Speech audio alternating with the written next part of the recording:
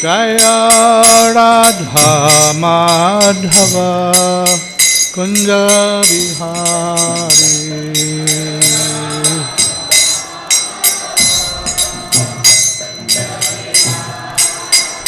Gopi Janna Vallabha Giridvarodari.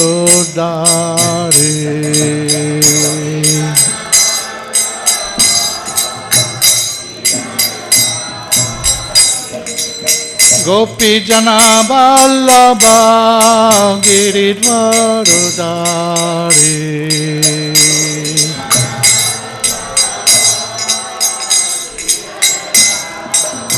Yashodanandana Braja Janarandana.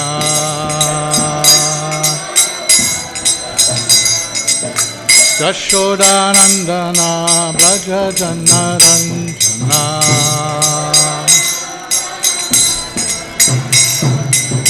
Jamuna Tira Vanachari.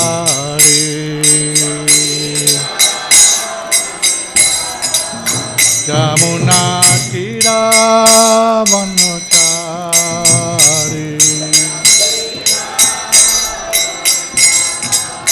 Jaya Radha Madhava Kunja Bihari.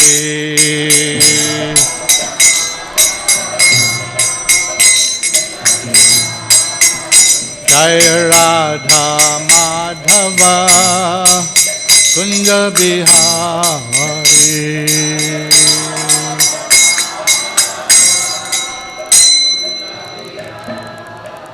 Jai Om Vishnupad Paramahansa Paribrajakachajastu Tarasadashi Srimad Abhay Charnarvind Bhakti Vedanta Swami Srila Prabhupada Ki Jai. Grantaraja Srimad Bhagavatam Ki Jai.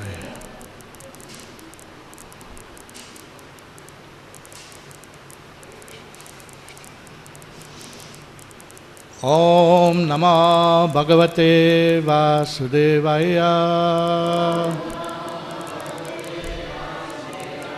Om Namo Bhagavate Vasudevaya. Om Namo Bhagavate Vasudevaya.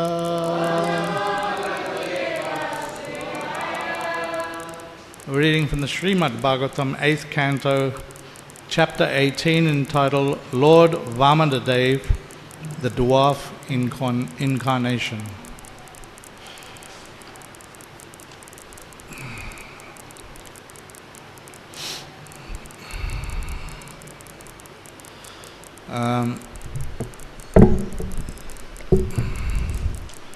I'll read Prabhupada's introduction to the chapter, since we'll be starting from the beginning.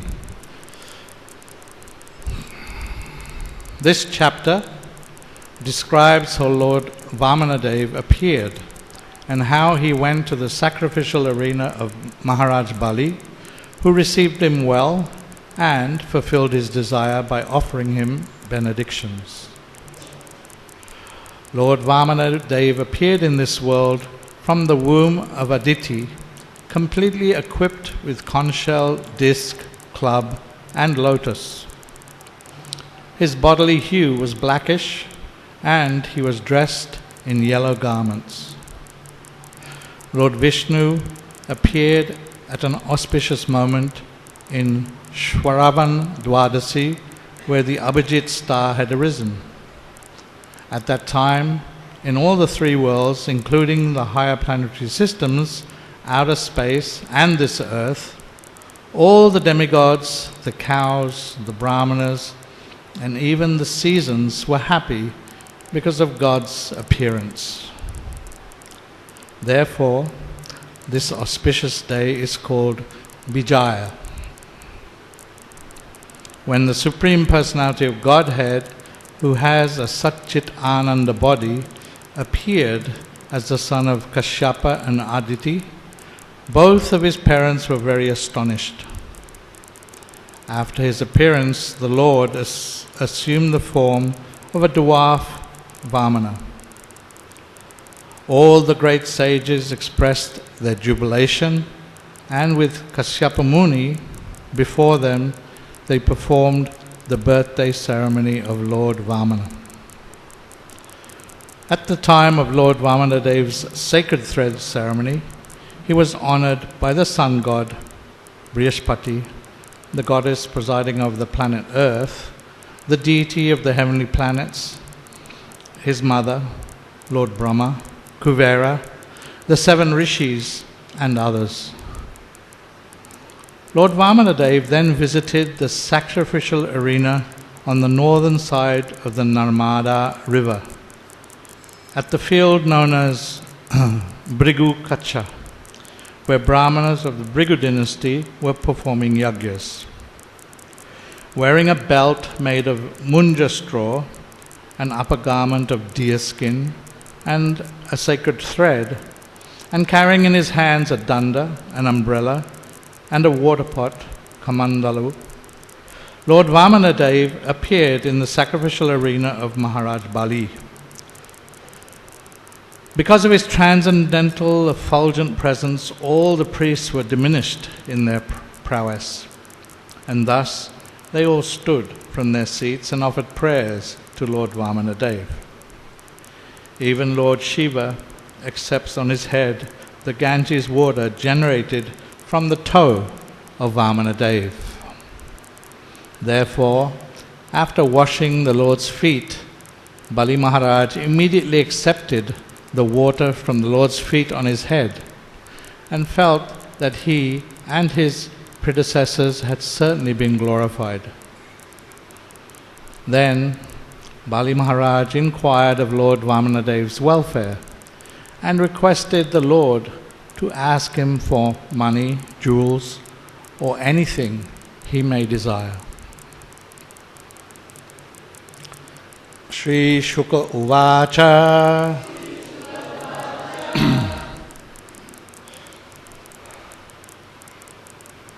Utham Vrincha Stuta Karma Virya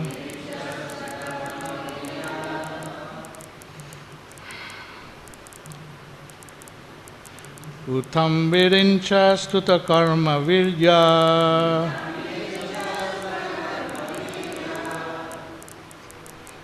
Pradurba Bhuva Amritabhu Adityam Pradurbabhuva Mritabhur Adityam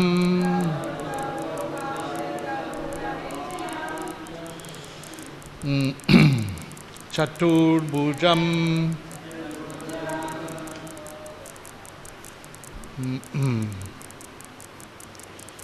Sankhya Gada Abja Chakra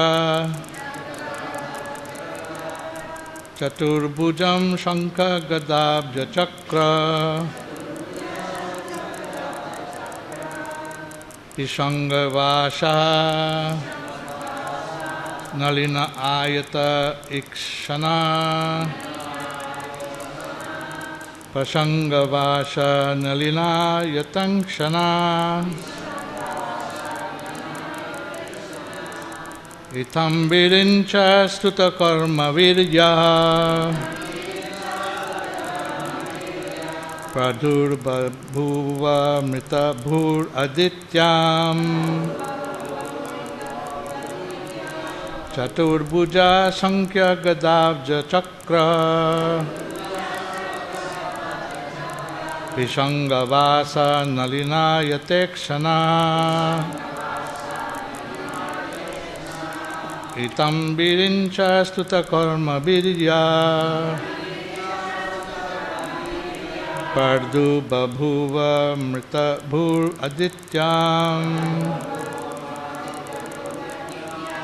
Chaturbhuja Sankhya Gadabja Chakra Vishanga Vasa Nalina Yatekshana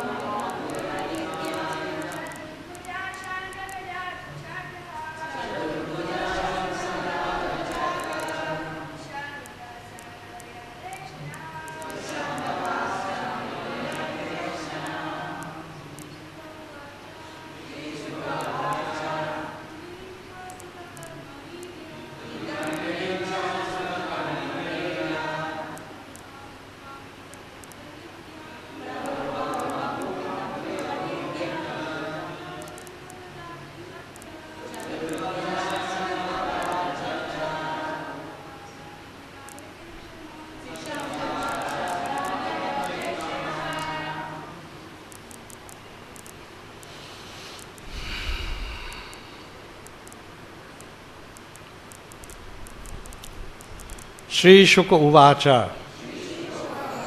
Sri Sukadev Goswami said, Itam, in this way, Virincha Stuta Karma Virya, the personality of Godhead, whose activities and prowess are always praised by Lord Brahma.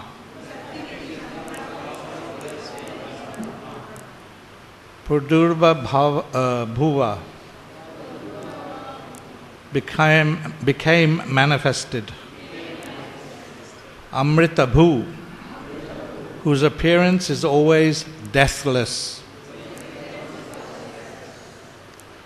Adityam, from the womb of Aditi. Chaturbhuja, having 4 arms. Shankha Gada Abja Chakra,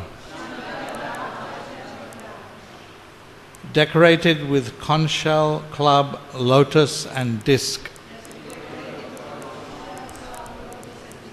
Pishanga Vashaha, dressed in yellow garments. Nalini Ayata Ikshana, having blooming eyes like the petals of a lotus. Translation and purport by Srila Prabhupada. Sukadeva Goswami said, after Lord Brahma had thus spoken, glorifying the Supreme Lord's activities and prowess, the Supreme Personality of Godhead, who is never subject to death like an ordinary living being, appeared from the womb of Aditi. His 4 hands were decorated with a conch shell, club, lotus and disc. He was dressed in yellow garments, and his eyes appeared like the petals of a blooming lotus.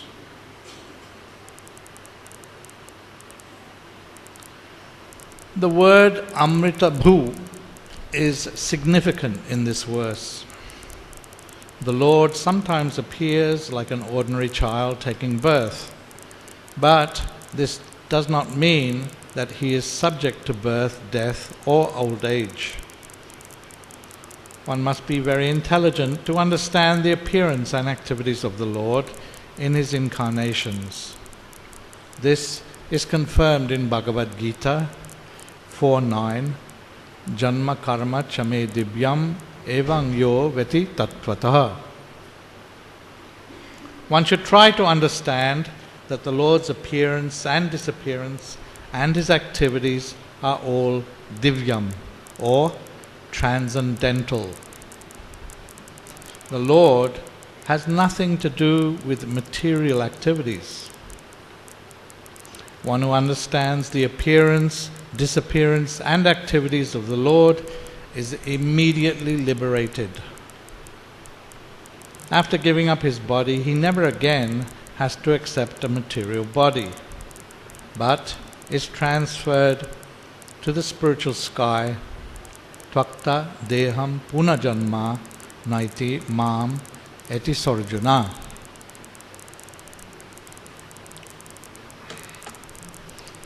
Om Ajnana Timirandasya Jnananjana Shalakaya Chakshushun Militam Jena Tasmai Sri Gurave Namaha. Sri Chaitanya Manubhishtam Stapitam Jena Bhutale Shayam Rupa Kadamayam Dadati Swapandantikam. Sri Shuka Uvacha Utam Virincha Stuta Karma Virya Padur Babhu Vamrita Bhur Adityam Chatur Bhuja Shankha Gadaja Chakra Pishanga Vasha Nalina Detekshana. Sukadeva Goswami said, after Lord Brahma had thus spoken, glorifying the Lord's activities and prowess, the Supreme Personality of Godhead, who is never subject to death like an ordinary living being, appeared from the womb of Aditi. His 4 hands were decorated with conch shell, club, lotus, and disk. He was dressed in yellow garments, and his eyes appeared like the petals of a blooming lotus.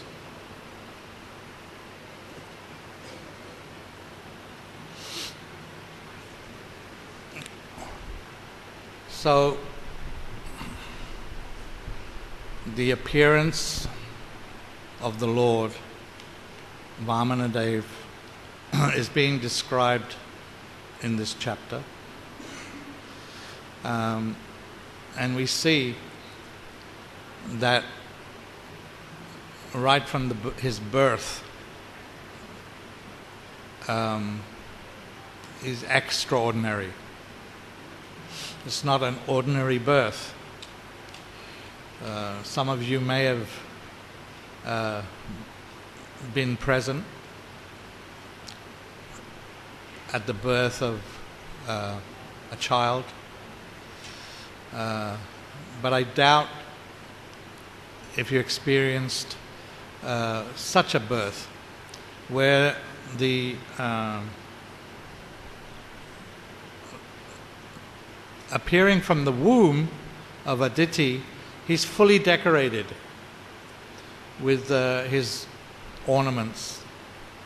Chatubhuj is one of the Lord's names, right?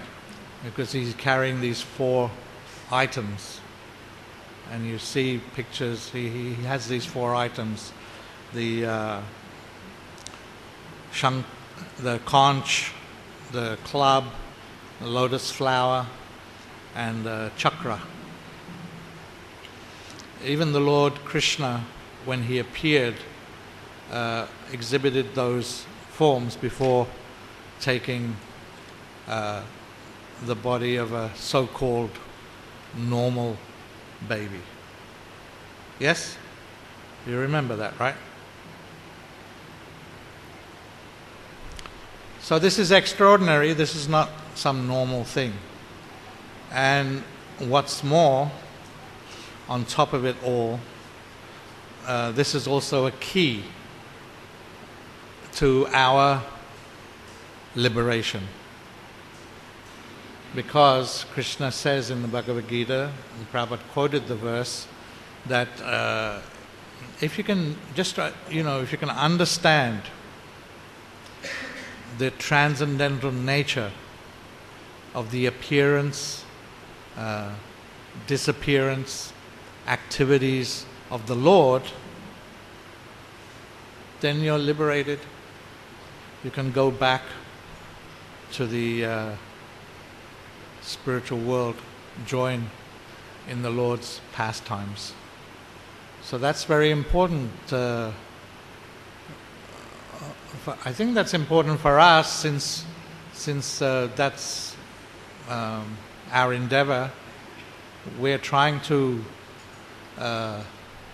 become devotees of the Lord.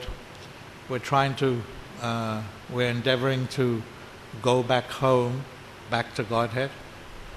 Yes? No? Anyone? That's what we're here. That's what we're about. That's our desire, our hope. And so here, or in the Gita, the key, or one of the keys, is given by Krishna himself, and the acharyas expand on that. So it seems simple enough, doesn't it? Just the Lord's transcendental. Does anyone not accept that? You all seem to understand that, or we all seem to understand that, I think. But why aren't we liberated then? Because he says, if you understand the transcendental nature of my appearance and disappearance, then you're liberated.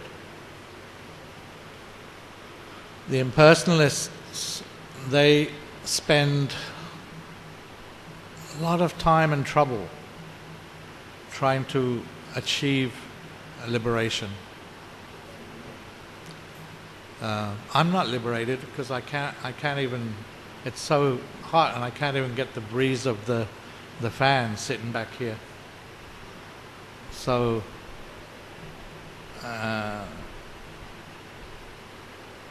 what to do? We think the guide is there, the directions are there, all the signposts are there, the acharyas give us all the information that we need, but it doesn't seem to be enough for us. Is it? Is it enough? Something missing, it seems to be. Krishna says that you try to understand. We do discuss it. We even accept it. But the result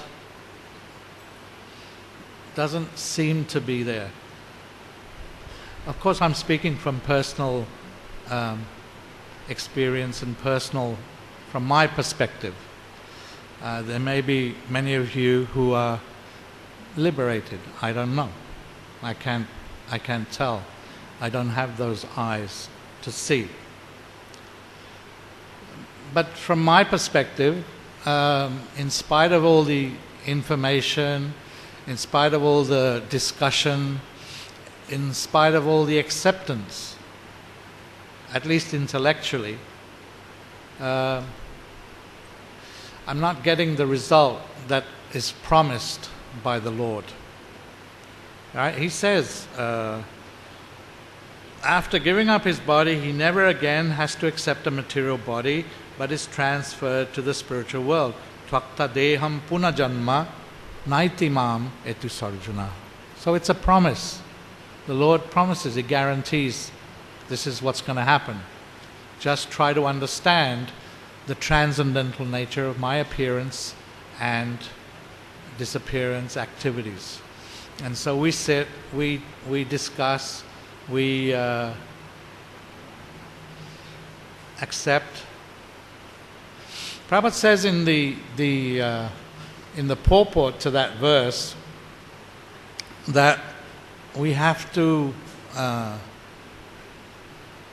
have the faith that this is true, because we can't really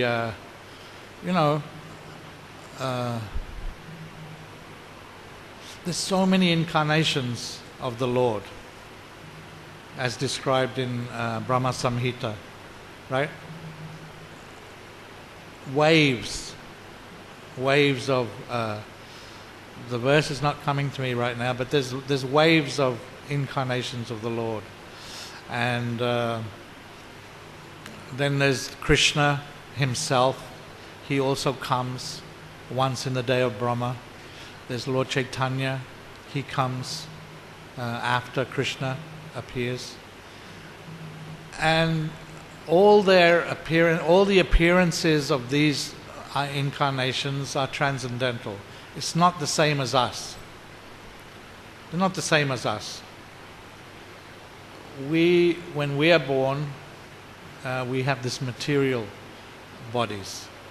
And when the Lord appears, His body is Satchit Ananda. We are also Satchit Ananda, right? Isn't it? But not these bodies. That's our original position. That's the position of our real self. So Satchit Ananda, when He appears, He's Satchit Ananda in this material world. When we appear, we're Satchit Ananda covered by material bodies. And therefore we are subject to birth, death, old age, disease, all these inebrities, which we don't like. We're not very happy about the situation. We don't like to be, I'm getting old. I don't like it. Not happy. Not happy with that situation. But the Lord, He never gets old. Huh?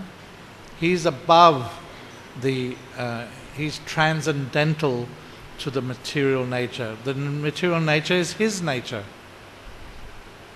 He's the source of that nature. He's the source of that, of this energy. Right? So, how to understand that? How to come to the point where we're going to get the benefit of what Lord has promised in that? Obviously, the intellectual understanding is not enough, right? And even though I may have an intellectual understanding by reading all these pastimes, reading about the Lord, hearing from others, I may even accept it intellectually. But it has to go deep. It has to be that faith has to be embedded in the heart in order for the effect to take place. Because the impersonalists also they recognize the Satchitananda aspect of the Lord, but they also think that they're the same, right? The Lord appears, he has a body, they also have a body, right? It's different. So that difference we have to accept. And that difference is the problem. We don't accept the difference because we also think that we're special. That's why we ended up here in the first place. So we are special. Being parts and parcels of the Lord, that's a special situation. But we're so tiny that we are covered, able to be covered by the Lord's energy. And the consciousness is wrong. Our consciousness is wrong. So intellectually understanding and faith deep within the heart, where we understand actually, because if we understand the appearance and disappearance of the Lord, then we understand our own situation. Is it correct? So if we understand our own situation, then we're in a good position. What is that situation? That we're dasa anudas, right? He's very great and we're very small, tiny, infinitesimal, 1/10,000th the tip of a hair. That's very small. So this kind of realized understanding is what we need to come to, and that's only possible by service, by acting in our position, in our real position, by taking up activities which are akin to what our original position is, which is servant of the servant of the servant of the Lord. That's our position, all right? That's our real position. We're told by the acharyas. We may not accept it, but that's our position, and that's the faith, and that's the understanding that we have to come to within our hearts. We have to accept that. Whatever our external position is, we may be a billionaire, or we may be a mentor, a sweeper, but the real situation between the two is the same. They're both parts and parcels of the Lord, Satchit Ananda, covered by that body, and so that body has to be used in the service of the Lord, whether I be a sweeper or whether I be a billionaire or anything and or everything in between.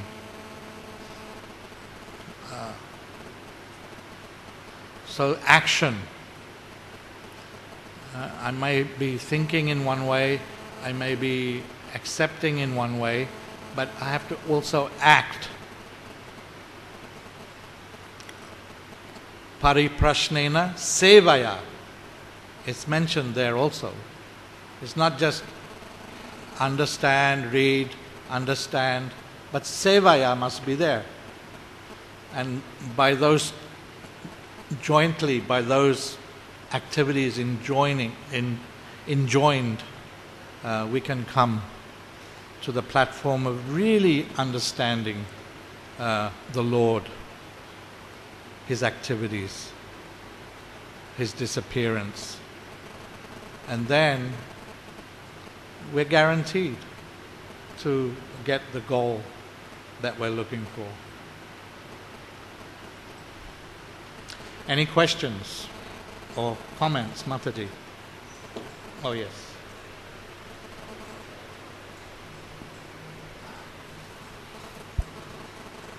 I have two questions.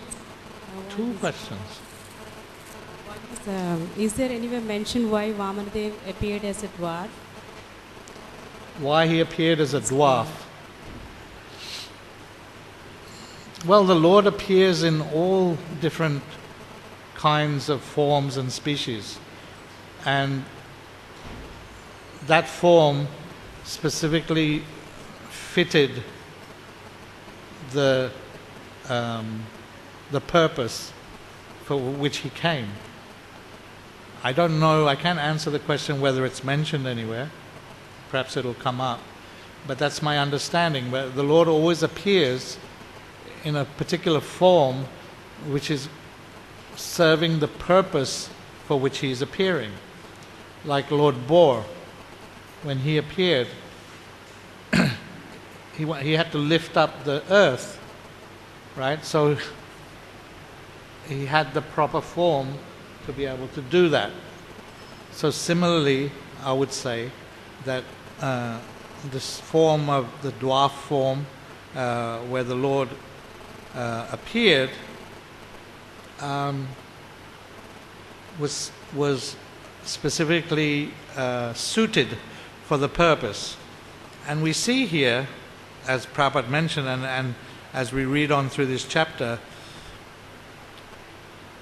it was very beautiful and attractive form. It wasn't, also you think of a boar, it's not very attractive. And also if you think of a dwarf, it's not from our perspective. But see here, the descriptions from Brahma and all these people who are present,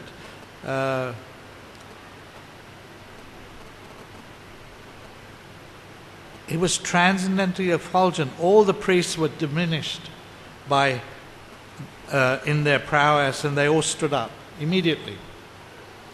You don't see that. It's not normal. It's not ordinary. A dwarf walks in, this dwarf boy walks into the arena. Big sages, big personalities all there. They all stand up immediately because he's so transcendentally beautiful. They could understand this is something special. So I don't think we have to, we have to take their perspective, and we have to take the perspective of the Lord. He takes forms according to His purpose, what He wants, what He needs, what He wants to do. He doesn't need anything but what He wants to achieve in this particular pastime, he has a purpose. And my second question is that Krishna said that if one understands his birth and pastimes are transcendental, then he will not take birth. Yeah. And he also said that one cannot understand him. Only by the mercy of Krishna and spiritual master one is able to understand. Yes. So does it also mean that the mercy has to be there? I mean, it's still not clear to me that how would we understand the pastimes of Krishna and the birth, because theoretically, as you said, we can accept what he's saying, but does it mean does it have some other meaning that what Krishna is indicating here? No, she didn't hear your question. Krishna said that one has to understand his birth and pastimes as transcendental, only then he will not take birth again in this material world. I mean, that person will not come back. And he also said that one cannot understand him. One cannot understand Krishna until there is mercy of Krishna and spiritual master's mercy is there. One cannot understand Krishna. So does that mean that one has to have mercy of spiritual master and Krishna? Is that indicating that, or what exactly does it mean? It's exactly what it means.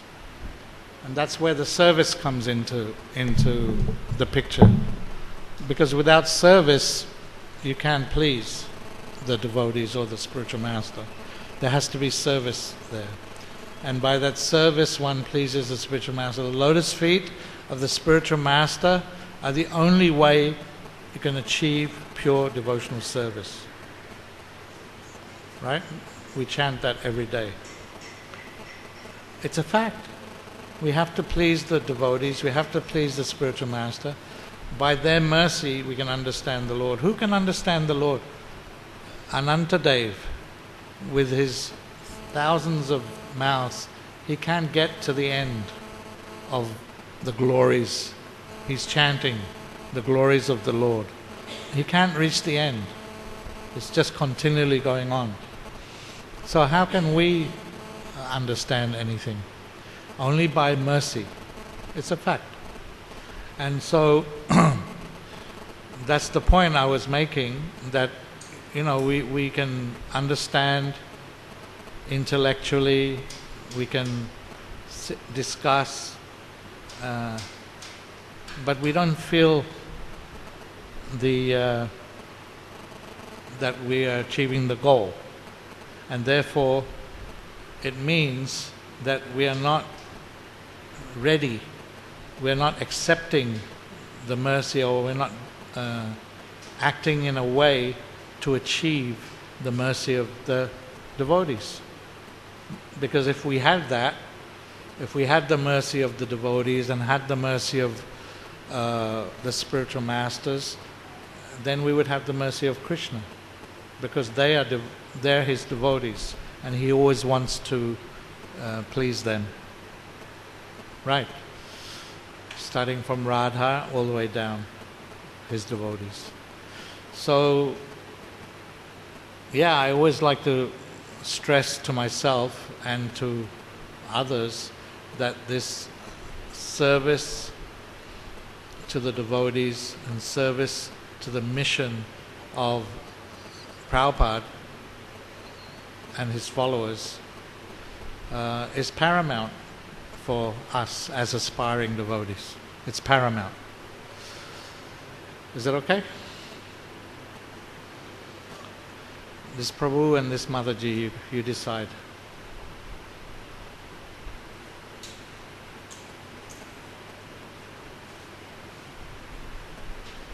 Hare Krishna. Krishna said in Bhagavad Gita, one can understand me as I am only by devotional service. Say again? One can understand me as I am only by devotional service. Yeah. Mama Vijanati. So you're repeating. She's repeating.